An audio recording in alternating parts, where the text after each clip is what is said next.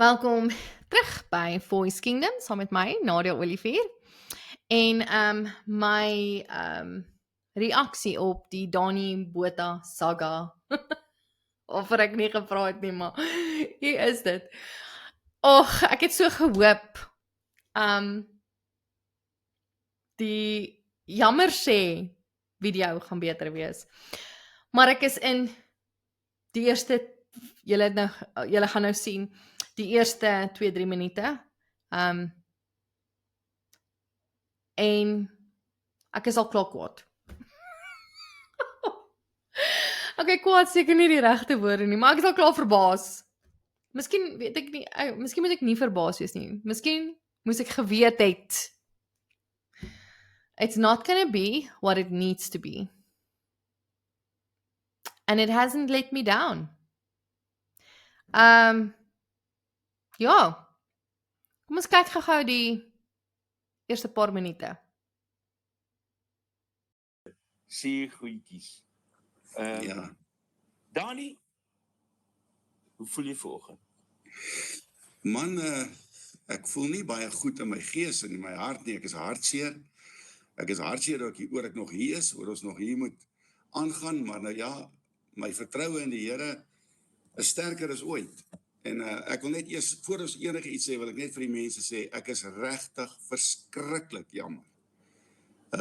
Dat mense seer gekry het, as mense goeders verkoop het, wat ek nooit gesê het hulle moet doen nie, dan is ek baie jammer, en ons het misgevat.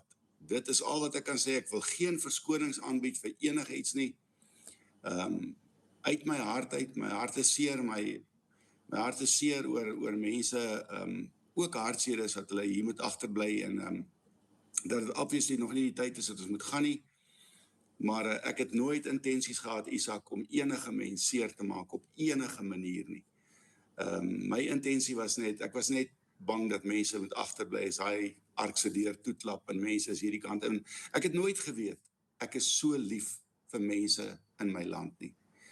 Hierdie boere mense, my mense, ek het nooit geweet, die liefde is so diep in my hart nie, tot daai dringendheid begin kom het, dat ek niemand hier wil laat bly.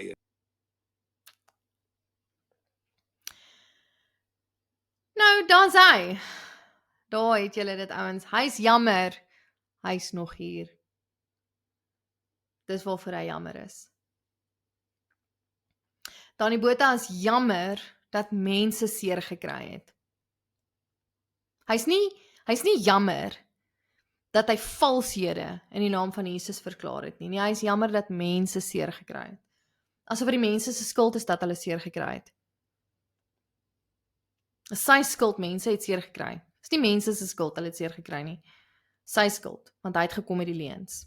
Dis almal se skuld wat die leuen verkondig het, dat mense seer gekry het. Dis mense wat moes beter geweet het, se skuld.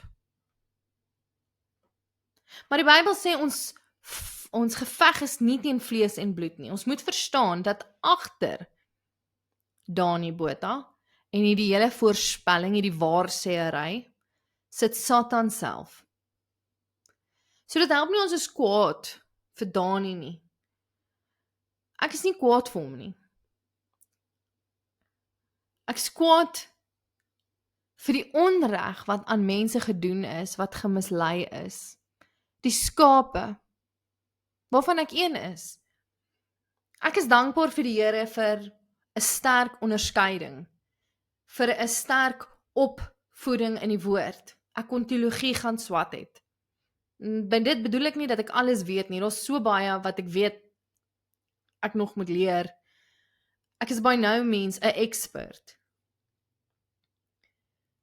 Maar ek is dankbaar vir die onderskeiding wat ek wel het en die kennis wat die Here wel in my ingebou het. Maar daar is mense wat dit nie het nie. Nuwe Christene. Mense wat val vir deception en leuns en die verdraaiing van die waarheid. Mense wat gevangenes gevat word. En dit maak my kwaad. Maar Dani is jammer dat mense seer gekry het. Hy gaan verder, hy sê, hy's so hartseer, maar hy vertrou die Here nog meer as ooit. Maar hy is so hartseer dat hy nog hier is. Nou, ek is bly om dit te hoor, want sy fout is nie die Here se fout nie. So dit behoort niks aan sy vertroue in die Here te doen nie, want dit was sy fout. Maar ek verstaan ook dat in verhouding met die Here,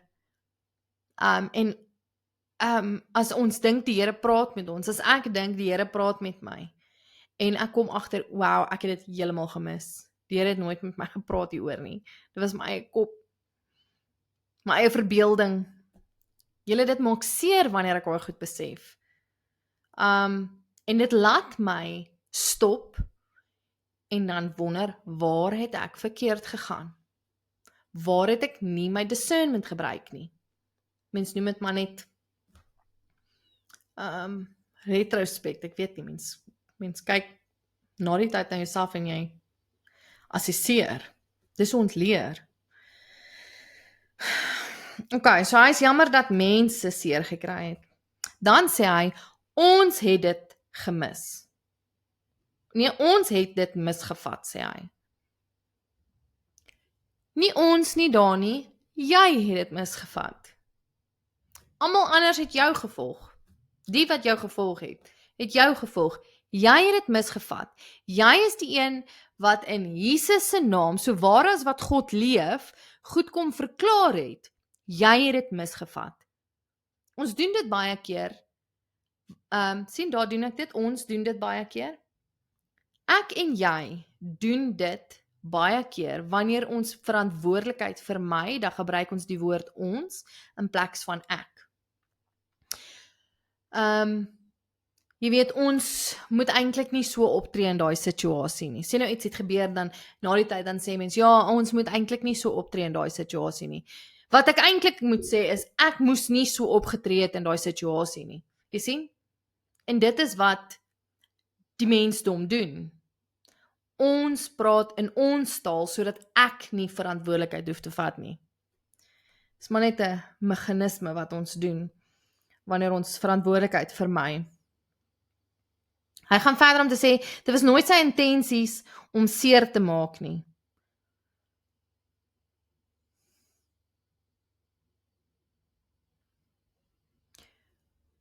Ek weet nie of dit regtig 'n verskil maak nie, wat jou intensies was nie. Want jou intensies is irrelevant tot wat gebeur het. Mense het seer gekry. Mense is mislei, voorgejok, en dit in die naam van Jesus. Ek weet nie of jou intensies regtig saak maak nie. En dan sê dit, ek is so lief vir mense. Hy hou aan sê, hy het nooit geweet, hy is so lief vir mense. En jy sien, jy maak homself weer die good guy. Hy is lief vir mense. En as die situasie om enigiets geleer het, is dit hoe lief hy is vir mense. Is hy nie net wonderlik nie? Is hy nie net fantasties dat hy so lief is vir mense nie? Hy wou hulle net red. Dit vir my verantwoordelikheid. Maar nou ja, ons is maar eers in die eerste paar minute. Kom ons kyk verder. Kan verander nie. En ja, nou moet ek my kop optel en ek moet aanhou glo en ek moet aanhou vorentoe gaan. Mense nog steeds by die Here kry en vir die mense nog steeds sê, daar is nie 'n tyd om te wag tot môre nie. Jy weet, ek sê vir mense baie keer, dan sê hulle, ja, maar daar is nog tyd, ek kan nog wag. En sê ek, ja, jy moet net tot bekering kom voor jy doodgaan. En dan vra ek vir hulle, maar weet jy wanneer jy doodgaan? Dis die groot vraag. Kry jou lewe nou reg. Want jy weet, Isak, hierdie saak was nie 'n saak van om te praat by 'n braaivleisvuur met 'n bier in jou hand nie. Dit was 'n ernstige saak. Dit is 'n saak van die ewige lewe of die ewige verlorenheid, die ewige dood. So my oortuiging nog steeds is dat die mense moet regmaak vir die koms van die Here. Dit kan vir jou môre gebeur as jou hart gaan staan. Dani sê, dit was nie 'n saak om van te praat by 'n braai met 'n bier in jou hand nie. Dit was 'n ernstige saak hierdie. En hy's reg. Dit was 'n baie ernstige saak en dit was baie publiek. En daarom is die wat volg op dit net so ernstig. En moet dit net so publiek wees. Hy sê, wat hy nou moet doen is hy moet sy kop optel en mense by die Here uitkry. En ek verskil daarmee. Wat hy nou moet doen is hy moet terugstaan van die bediening. Hy moet homself onderhewig aan lering en korreksie. En hy moet 'n tyd van sal ons sê refleksie ingaan. 'n tyd van stilte. Tyd van herstel en onderrig. Ek weet nie wat sy agtergrond is nie, maar dit maak nie saak op hierdie oomblik nie en in die lig van wat gebeur het nie. Die feit bly staan, het skade aangerig. En ek sê nie ons moet hom weggooi nie, maar soos enige iets anders in die bediening, as jy is in die bediening, nee, jy is 'n Christen en jy verneek jou man of jou vrou, dan gaan jy vir 'n tyd moet uit die bediening uitgaan. En jy gaan jouself moet submit aan leierskap, jy gaan jouself moet submit aan korreksie, jy moet in 'n tyd van rou ingaan en berou en belyding en waar jy net weer terugkom by die kern van jou geloof, by die waarheid, jou gesonde, lewendgewende verhouding met die Here, en dis wat Dani moet doen.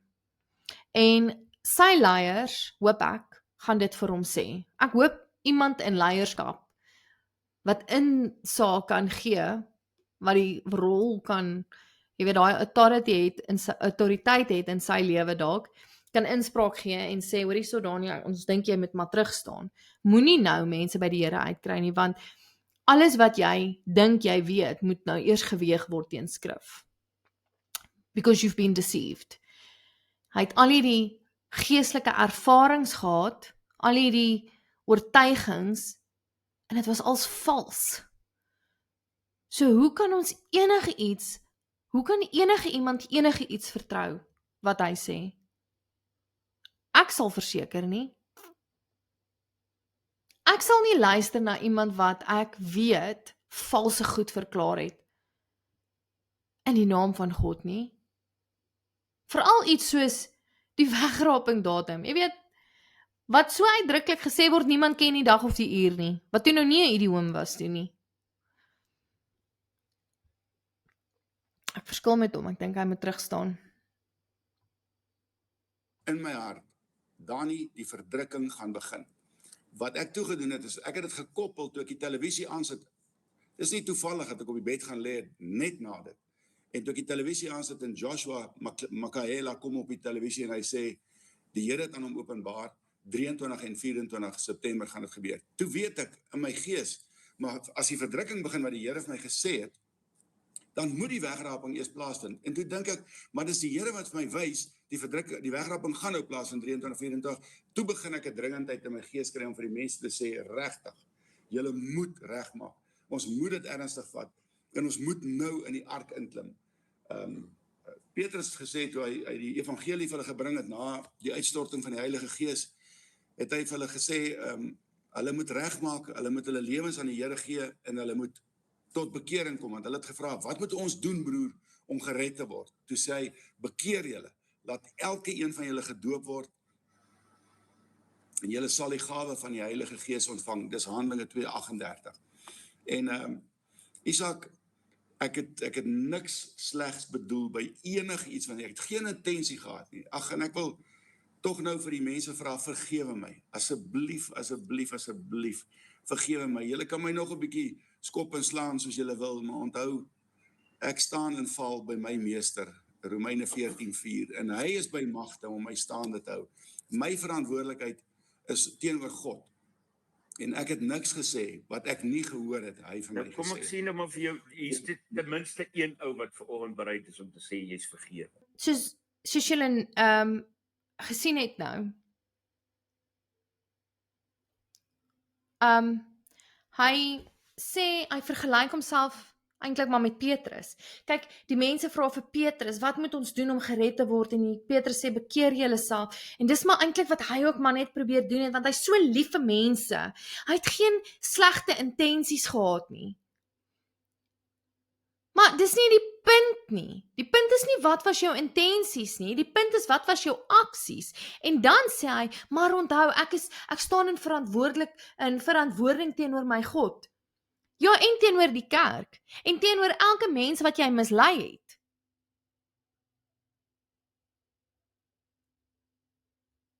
Van daai brief, 1 Korintiërs en 2 Korintiërs, wat jy so aangehaal het in jou oorspronklike oortuigings, jou voorspellings, ander woord, divination, which is as the sin of witchcraft, by the way, nou, maar van daai 1 Korintiërs en 2 Korintiërs, en dan gaan kyk ons net, wat sê die woord oor judgment? Daar's 'n man in die kerk wat saam met sy stiefma slaap, en die mense is so, kyk hoe wow is ons is so graceful, ons laat hierdie ou nog steeds in ons kerk wees, en dan skryf Paulus, hoorie so, as julle van julle koppe af, jaag die ou uit, dat sy sonde hom kan klaarmaak, sodat hy gered kan word op die dag van die oordeel. In fact, Paulus se lewer hom oor aan Satan. Okay, en dan 2 Korintiërs dan sê, okay, dis nou tyd om die ou terug te laat, julle moet hom nou vergewe, sodat hy nie heeltemal vernietig word nie.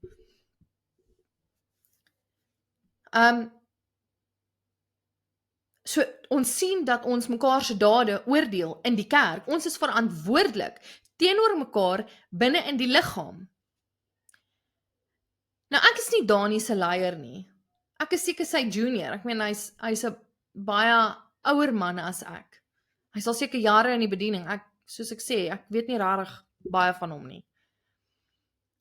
Maar ek hoop daar's leiers wat gaan intree en gaan sê, hoor hierso, nee, dis nie 'n goed genoeg, daai is nie 'n repentance nie. Hy maak dit af asof dit nie so ernstig was nie. En wat hy eintlik mag gedoen het, is om mense tot bekering te kry. Ja, as gevolg van leuns, en wat gebeur met mense wat tot bekering kom, as gevolg van leuns? Once hulle agterkom, dit was alles twak, wat gebeur met daai persoon se hart, se geloof, se vertroue in die Here en in die kerk en in die woord? Die skade wat aangerig is, ons kan nie eers weet nie, want waar is die mensies wat seer gekry het? Waar is hulle stemme? Wie hoor hulle? Wie sien hulle seer en hulle gebreekheid? Behalwe die Here self. Jy's reg, Dani. Jy is verantwoordelik voor die Here. It's a scary thing to fall into the hands of the living God. Dit ontstel my, dat dit so nonchalantly gehanteer word, en dat hy homself nog steeds wil oordra, as maar ek is eintlik die good guy, ouens.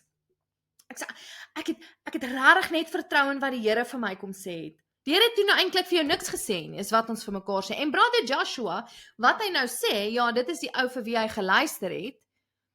As jy net 'n bietjie navorsing gaan doen het oor die persoon, is dit baie duidelik dat hy 'n valse profeet is.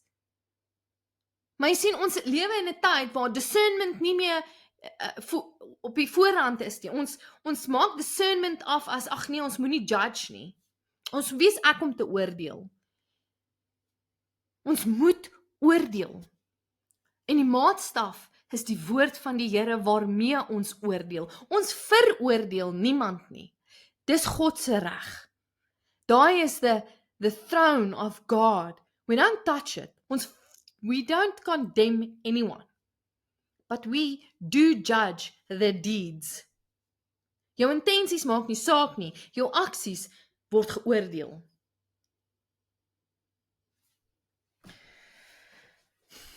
Maar kom ons kyk nou maar verder. Het jy al ergens probeer vasstel wat dit is wat maak dat jy 'n fout gemaak het?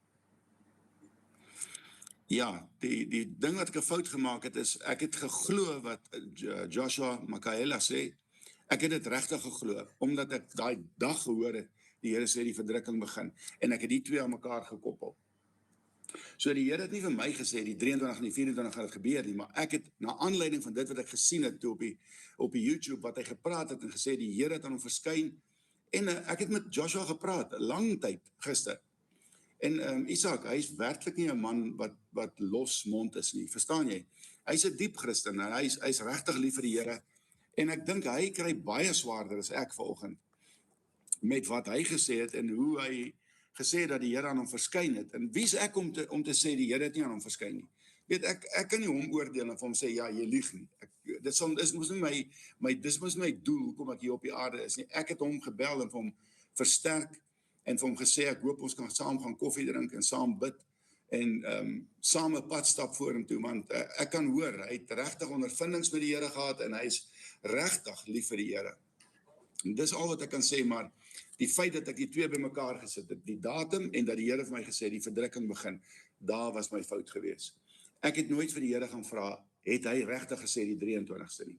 Ek het dit aangeneem omdat ek oortuig was dat dit wat Joshua gesê het, die waarheid is. It's overwhelming. Jy kan nie meer teen dit stry nie. Dit word te veel en ek sê vir jou Isak, ons gaan Jesus so waar as wat God lewe. Julle gaan hom sien. Maak jou lewe net reg. Dis al wat ek sê. Sê die Bybel ook nie dat niemand van ons die tyd en die dag nie eers die seun weet die dag en die tyd nie. Nou moet jy onthou, ek lê daar op my bed en ek het nou net vir God gevra wanneer begin die verdrukking. En toe ek so opkyk, toe sê hy my Dani, dis wanneer dit begin. Ek het so groot moontlikheid en toe sê die Here vir my, gaan en gaan sê dit vir die mense en gaan sê dit vir jou volk. Gaan sê dit vir Suid-Afrika. En van daai dag, Isak, ek het nog nie 1%, nie eers 0.25% twyfel nie. Ek sê vir julle almal, ek sê vir julle dit weer in die naam van die Here Jesus. Ons gaan Jesus sien, 23-24 gaan julle die basyne oorblaas. Seker so. Okay, en soos julle nou gesien het, sê Dani Botha, nee, hy het met brother Joshua kontak gemaak, hy het met hom oor die telefoon gesels, en hierdie is 'n ware man van God. Wie is Dani, sê hy, wie is ek om hierdie man te judge, om hom te oordeel? Dis mos nie my roeping, my doel waarvoor ek gemaak is nie. Die hele sin en die hele stukkie wat ek daar gesit het, is so loaded, ek weet nie waar om te begin nie. Hy sê sy grootste fout was dat hy sy ervaring met die trompette gekoppel het aan die datums en dat hy nooit gaan sit het by die Here en gevra het, Here, het U regtig gesê nie. Maar kan ek net vir ons herinner en waar Dani, so waar as wat God bestaan, gaan ons die Here Jesus op die 23ste sien sê. Ons gaan Jesus so waar as wat God lewe. Julle gaan hom sien. Hoe kan jy so 'n stelling maak as jy nie met die Here gepraat het daaroor nie? En ek het die twee aan mekaar gekoppel. So die Here het nie vir my gesê die 23 en die 24 gaan dit gebeur nie, maar ek op grond van iemand anders wat jy gesien het op YouTube. So jy maak jouself net minder geloofswaardig deur te sê wat jy nou sê. En nou partner jy met hierdie ou in a way, spiritually, want jy gaan nou op pad saam die ou stap, want hy's 'n ware man van God. 'n Ware man van God gaan nie leuns in God se naam verkondig nie. Kan 'n ware man van God, vrou van God dit mis? Ja. Maar jy sien, die hart van die ware kind van God is nederigheid. Pride comes before the fall. En daar was geen nederigheid toe ons verklaar het, so waar as wat God leef, sal ons Jesus sien. Daar was geen spasie om met jou te kon verskil nie, Dani, want jy het gesê, die wat met my verskil se lewens is nie reg nie, dis hoekom hulle met my verskil, want wat ek praat is vir hulle soos 'n doodsreuk. Hierdie goed is ontstellend, want dis net leuns. Leuen op leuen op leuen. Oneerlikheid. Deception at its best. En ek's gewoond aan die goed op YouTube iewers ver, al hierdie mense. Maar hierdie is in ons midde. En ons moet dit discern. Ons moet dit onderskei. En ons moet dit oordeel. En ons moet roep vir repentance. Dani Botha moet repent, publicly. Hy moet dit denounce. En hy kan nie sê sy fout was, omdat hy sy visioen met die 23ste gekoppel het. Dit was nie jou fout nie, dit was een van jou foute. Die fout was, om goed te verklaar in God se naam, asof God dit gesê het. En as enigiemand met my verskil, gaan kyk net weer die oorspronklike onderhoud met Isak. Met hoeveel passie en oortuiging Dani in Jesus se naam praat. Dit was die fout. Dit was die sonde.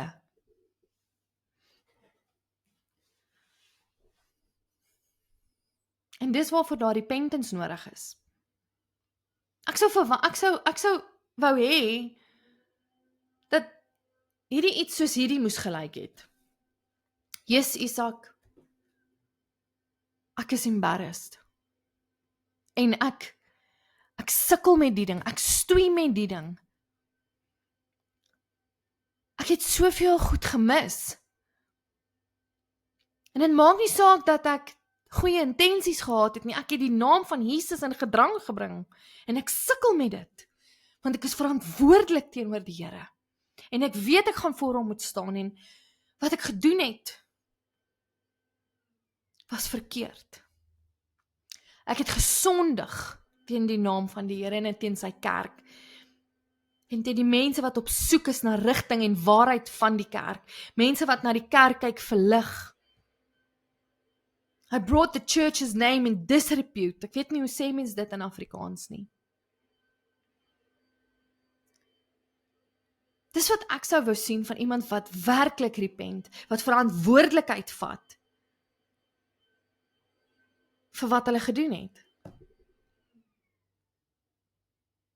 En dan sou ek wou hoor, jy weet, ek sit nou met leiers om my, en ek moet uitfigure, hoe het ek het reg gekry om hierdie ding so te mis. En ek gaan saam met leierskap 'n pad stap. En ek gaan myself onderhewig aan die woord, en ek gaan 'n tyd vat, waar ek net gaan terugstaan.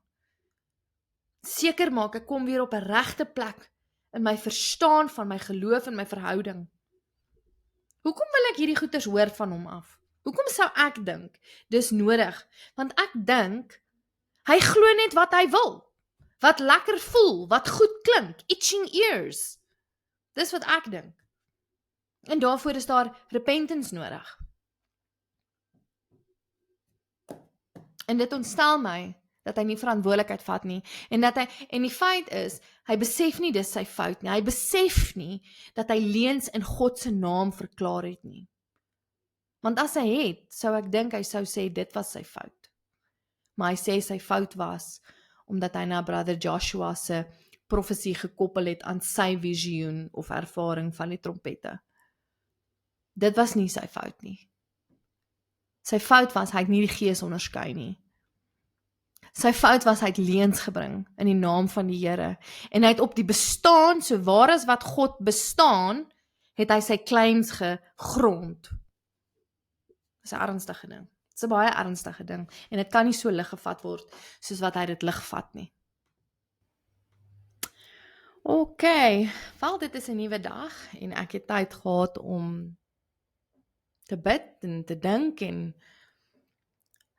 bietjie na te lees, en ek het na Dani se Facebook gaan kyk. Ek sien hy het ook 'n video gemaak daar, en ons gaan gou-gou na ek dink is wat so 5 minute, nee, 4 minute, klip kyk, wat ek net uit daai jammer video wat hy gemaak het op sy Facebook uitgehaal het, en ons hier sit, so dat ek net kan kommentaar lewer daarop. So kom ons kyk gou daai video, en hierdie is dan nou die laaste deel van my reaksie op die Dani Botha saga.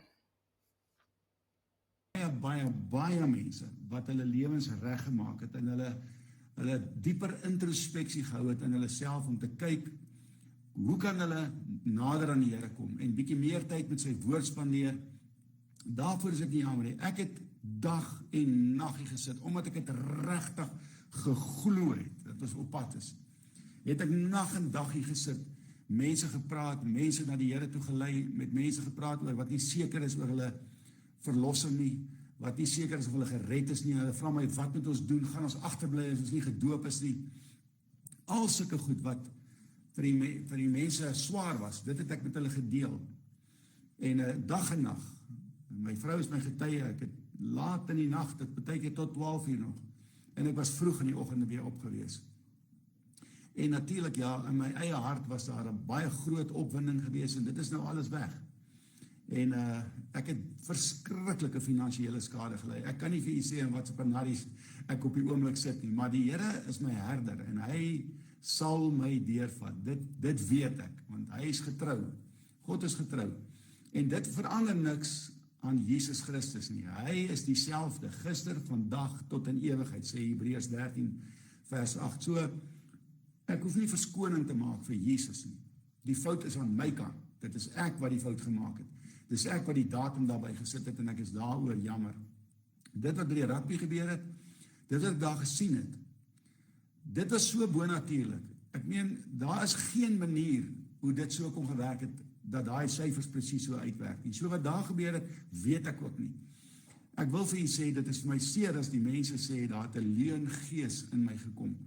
Want die Bybel sê, alle goeie gawes kom van bo, van die Vader van die ligte.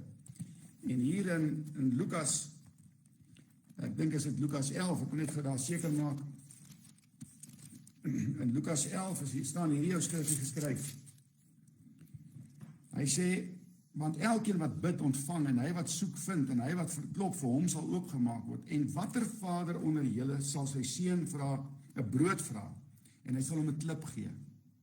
Of ook 'n vis vra, dis Lukas 11:11, en hy sal hom in plaas van 'n vis 'n slang gee. Dit waarvan ek beskuldig is, dat ek 'n valse profeet is en 'n slanggees het. Of as hy 'n eier vra, dat hy hom 'n skorpioen sal gee. Nee, as julle wat sleg is, weet om goeie gawes aan julle kinders te gee, hoeveel te meer sal die hemelse Vader die Heilige Gees gee aan die wat hom bid? Ek bid al 36 jaar vir die dooping in die Heilige Gees. Ek het die Heilige Gees ontvang, Romeine 8:9, jy kan nie 'n Christen wees sonder die Heilige Gees nie. Romeine 8:14, hulle wat deur die Gees gelei word, hulle is kinders van God. Dis ook 'n kind van God geword het. En dat die Here in my bediening gewerk het al hierdie jare, dit is onteenseglik, dit kan niemand betwyfel nie. En dat die Here verder gaan werk, dit glo ek met my hele hart, en dit vertrou ek, want die roeping en die verkiesing van God is onherroepelik en onberoulik. Ek is opreg met die Here. Die Here is my herder, en die Here is my getuie. Die Here ken my hart. Dit het my angstig gemaak, dat van my mense in Suid-Afrika hier kan bly. As daai wegrapping plaasvind, en ek het al gesien, as ek so in die lig gaan, hoe skreeu hulle vir my, kon jy my nie maar net gesê het nie.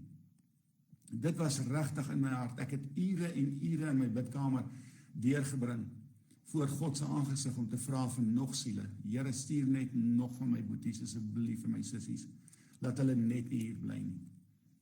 So ek vra julle vergifnis, en ek staan skuldig, dat ek 'n datum daarby gesit het, wat nie uitgekom het nie. Is ek 'n valse profeet? Nee. Want ek lei mense na Jesus toe. Valse profete vat mense weg van die Here af. Hulle bring hulle nie na die Here toe nie. Dit wat ek gedoen het, lei mense na die Here toe, en bring mense na die Here toe. Goed, hele paar goedjies wat hy sê daarsom. Ek sal noem op hierdie stadium dat daar's 'n deel van my wat hom regtig jammer kry. Ek kan nie imagine hoe hy voel nie. Hoe embarrassed hy is nie, vernederd hy is nie. En dalk sê hy nie regtig vir ons nie, want ons het nie nodig seker om elke ding te weet nie, maar ek dink iewers in sy hart het hy 'n worsteling. Ek vermoed, ek weet nie, ek kan verkeerd wees. Ek hoop iewers in sy hart het hy 'n worsteling, baie bietjie stoei met die Here, oor waar het alles verkeerd gegaan, en hoe moet ons die Here se stem onderskei en hoe weet ons wanneer iets werklik van die Here afkom en dis net daai sterk onderskeiding. Ek meen hy doen praat van dat hy die doping van dat hy bid al oor die 30 jaar vir om gedoop te word deur die Heilige Gees. So dis 'n begeerte wat hy het en dit is 'n goeie begeerte. Hy is sinseer in sy liefde vir Jesus. In sy begeerte om 'n verskil te maak vir God se koninkryk. En in daai manier is dit opreg van hom. Jy kan dit sien. En daarom is dit moeilik om iets soos hierdie eintlik te ontleed. Want baie keer in my kop dan dink ek, ag nee, maar wat se reg het jy? Jy het ook al foute gemaak en jy het ook al misgehoor. Jy weet, moet ons nie net sê, shame, die arme ou het dit nou gemis en sies tog, en aanbeweeg nie. Maar dan word ek net herinner aan die skade wat goed soos hierdie doen. In Isak se onderhoud met hom sê hy, Dani, daar's al so baie mense gewees wat hierdie voorspel het. Wat maak jou anders? Dan sy antwoord is, die wiskunde. En hy is so vasbeslote. Hy praat met soveel oortuiging, met soveel trots.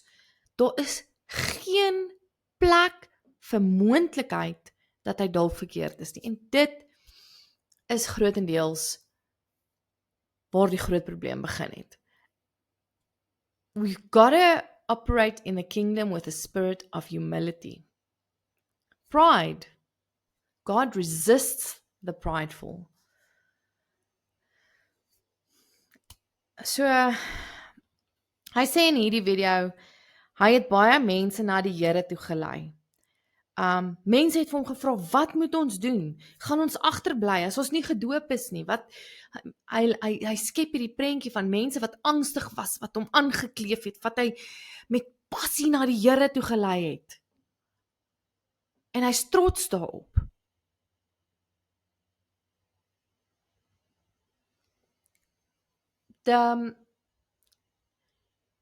Jy het mense na die Here toe gelei deur 'n leuen te verkondig. Dis wat daar gebeur het. Jy het nie mense na die Here toe gelei deur die evangelie te verkondig nie. Op grond van 'n leuen wat vrees veroorsaak, want dit kom oor, soos jy vertel van mense, sorry, ek praat nou direk met hom, ek weet nie of hy hierdie gaan luister nie, maar hoe hy praat is, mense was angstig, mense wil weet, wat moet ek doen, hoe moet ek gered word, waar moet ek gaan, ek wil nie agterbly nie, gaan ek agterbly? En hy was daar om hulle te help, om hulle by die Here uit te kry. Dis die prentjie wat hy skep. Okay? Maar nie op grond van die evangelie nie, nie op grond van waarheid nie, maar op grond van 'n leuen het hy mense, leuen en 'n vrees, leuns en vrees was die dryfkrag vir die klomp mense wat hy nou volgens hom na die Here toe gelei het. Sien ons dit? En dis 'n probleem. Wat gebeur wanneer mense besef hulle het iets gedoen op grond van 'n leuen? Wanneer hulle embarrassed voel, wanneer hulle silly voel dat hulle hierdie goed geglo het, wanneer hulle voel die kerk het hulle teleurgestel, iemand het vir hulle nie die waarheid vertel nie, iemand het hulle 'n riem oor die oë getrek. Is dit hoe mense dit sê? Dan bring dit twyfel en nog vrees en nog angs. En die Bybel sê you will know them by their fruit. En as die vrug angs, vrees en twyfel is, dan is die gees vrot. Dan is die gees van die Here nie daar nie. Maar kom ons gaan aan. Hy sê hy het baie finansiële skade gelei. Hy's in 'n panari. Ek dink baie mense het finansiële skade gelei. Nie net hy nie. Mense wat net nie van beter geweet het nie. Hy moes beter geweet het, want hy is al lank in die bediening. Dit verander niks van Jesus nie, sê hy, dis ek wat die fout gemaak het. So hy vat verantwoordelikheid vir sy fout, maar hier is die verantwoordelikheid wat hy vat. Hy sê, dis ek wat die fout gemaak het toe ek die datum aan dit gekoppel het. So hy sien sy fout bloot as en eenvoudig, dis die enigste fout wat hy die hele tyd sê hy het gemaak, is dat hy 'n datum daarop gesit het. Hy verstaan nog nie dat sy fout was dat hy gesweer het op Jesus se naam. Ek sê vir jou in die naam van die Here Jesus. 23 en 24 gaan die hemels ons. So waar is wat God bestaan, so waar is dit dat ons Jesus die 23ste gaan sien. Ek sê vir jou Isak, ons gaan Jesus, so waar as wat God lewe, julle gaan hom sien, maak jou lewe net reg, dis al wat Sê ek die sê. Bybel nie? Hy verstaan nog nie dat sy fout was, is dat hy 'n hele kamp van mense wat hulle onderskeiding gebruik het en gesê het, nee Dani, wag 'n bietjie, die vyand gemaak het deur te sê, as jy met hom verskil, is dit omdat jou lewe nie reg is nie. Wie is tot hierdie dinge bekwam? So, daar's baie ouens wat van ons hou, daar's baie mense wat gaan hou van dit wat ek sê, want hulle lewens is reg, maar vir die ouens wat se lewens nie reg is nie, stink ek. Ek besef dit, ek kan dit voel, ek is al eet by daar buite. Hy verstaan nog steeds nie dat hy mense na die Here toe gebring het onder 'n valsheid nie. Want hy sê sy enigste fout was dat hy 'n datum daaraan gekoppel het. Hy gaan verder om te sê hy weet ook nie wat het gebeur met die rugby syfers nie, want dit was die Here. Op hierdie stadium behoort hy te stop en te pause en te sê hy moet alles submit onder die woord van die Here. Sy hele ervaring in hierdie ding moet geonderskei word. Hy moet met leierskap sit en sê, help my om te sien, waar het ek verkeerd gegaan? Hy moet tyd met die Here spandeer. Hy moet hierdie hele ding jammer sê voor. Nie net die feit dat daar 'n datum gekoppel is nie, want dit is nie goed genoeg nie. Hy sê dit maak hom seer as mense sê hy het 'n leengees in hom ingegaan. En dat hy 'n valse profeet is. Dan sê hy, ek staan skuldig net oor die datum wat ek bygesit het. Wat ek gedoen het, lei mense na die Here toe, daarom is ek nie 'n valse profeet nie. Hy sê, is ek 'n valse profeet? Wat ek gedoen het, lei mense na die Here toe, daarom is ek nie 'n valse profeet nie.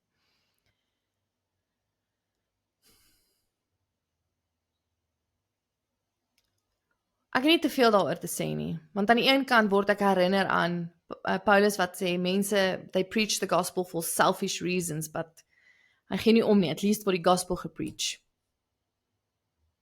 So daar is daai, wat die mens kan sê, okay, maar hy het nie die gospel gepreach nie. Hy het vrees gepreach, leuns gepreach. Hy het gekom met goed wat nie waar is nie. Dit is hoekom ons in hierdie situasie sit. As hy net aangehou het om die evangelie te verkondig, was daar nie 'n probleem nie. Maar dit is nie wat Dani gedoen het nie. Hy het aangekondig die datum wat Jesus gaan terugkom en hy het dit gegrond op Jesus, op God se bestaan. Dis vals. En dis profesie. Hy het gesê dis profesie. Hy het gesê, en ek sal weer die klip wys. 'n Profeet sal geken word aan sy woorde. Hier's die klip. God vir hulle intree. Maar jy weet, 'n profeet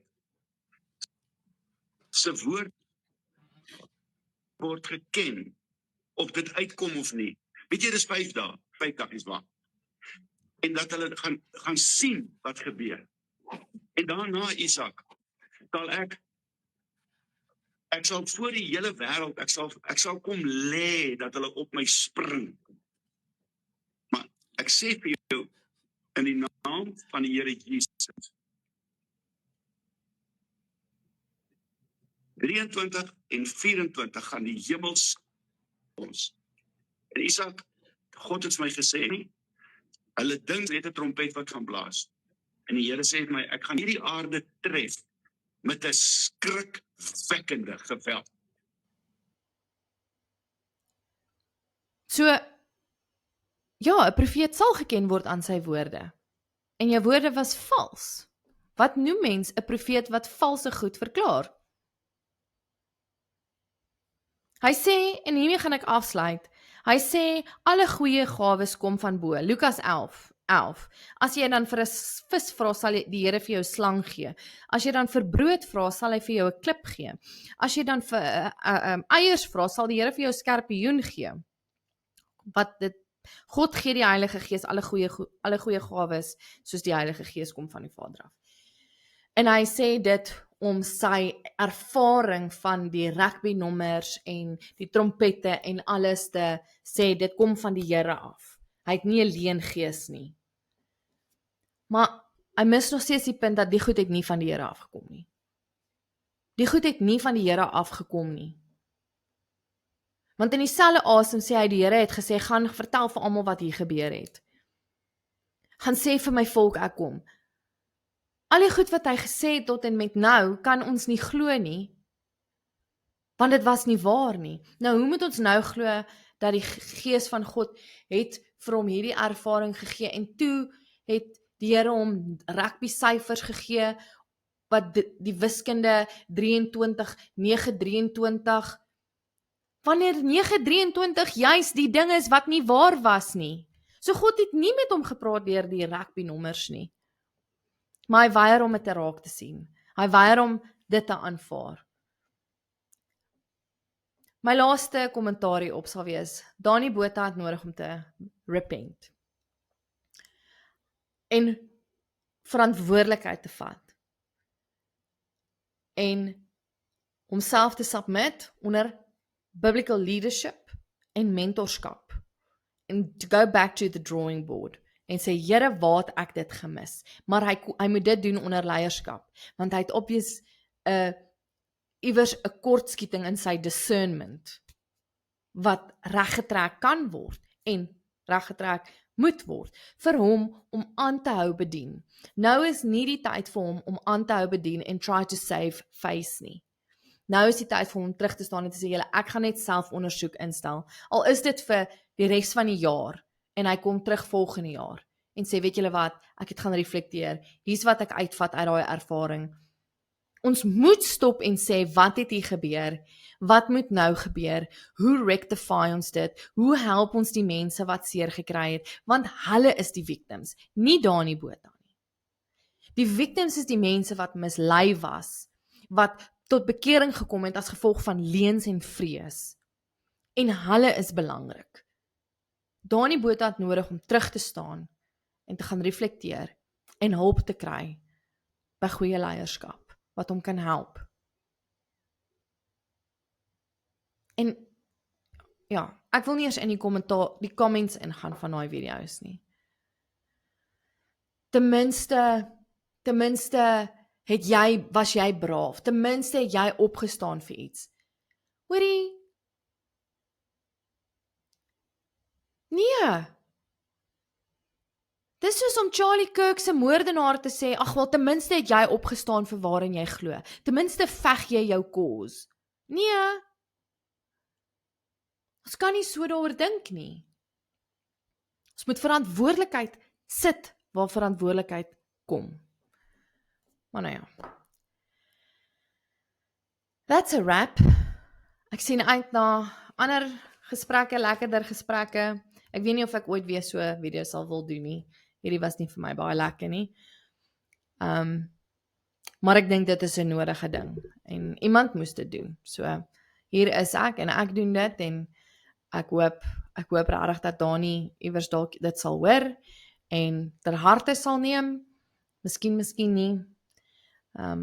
Miskien gaan hy sê, ag, wie is jy? Ja, dit is waar, wie is ek?